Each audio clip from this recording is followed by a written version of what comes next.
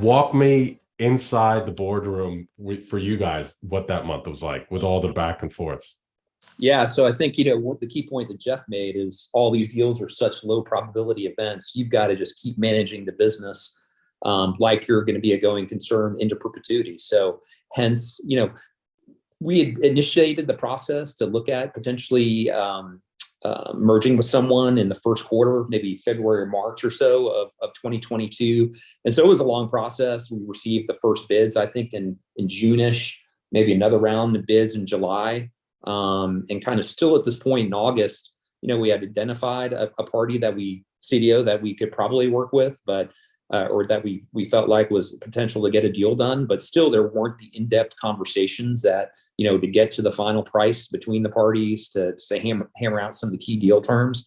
And so we're in there realizing that this Avant deal, the 4,000 acres that you mentioned, was just tier one geo, undergrade operators. When we looked at it on the map, we up to that point had not seen a Midland Basin deal like this with consistent development on it over time.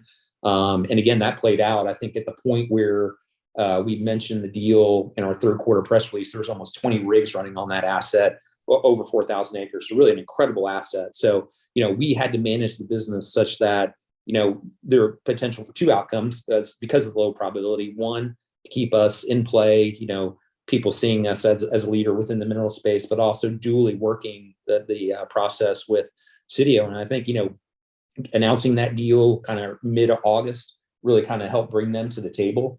And so, it really wasn't until probably 10 days or so before the Labor Day weekend that the talks really intensified and the negotiations intensified, such that you really got to terms. One of the interesting things that happened along the way was 4 to 5 board members from each company met in Houston to kind of talk about the vision of what the new companies look like.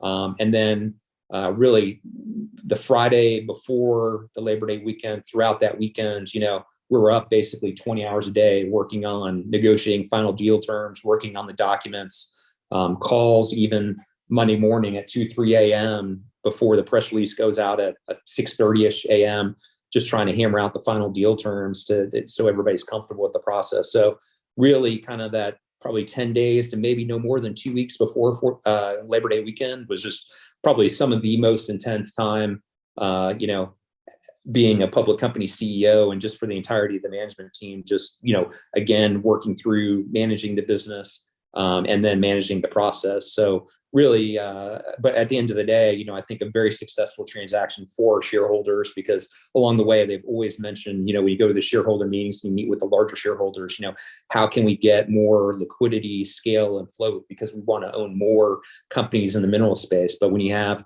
a handful of companies that are $1 to $2 billion in market cap, it really doesn't give them the ability to scale up and take meaningful positions. And so, the real key is to create that entity. And with the CDO deal, I think the combined enterprise value of both entities was approaching $5 billion, maybe $4.8 billion. And so, really giving them something that's meaningful, that they can take a sizable position. And so, I think Chris and team are just at the early infancy of that, early innings of creating an entity that's going to be, in excess of $10 billion. I think at the Mark conference, Tim, you'd mentioned that he was up there, and, I think he clearly thinks that, you need a $20 billion market cap company in the mineral space, such that, the Fidelities of the world, the Wellingtons, can take sizable, meaningful positions. And so, this is just kind of the first chess move to get there.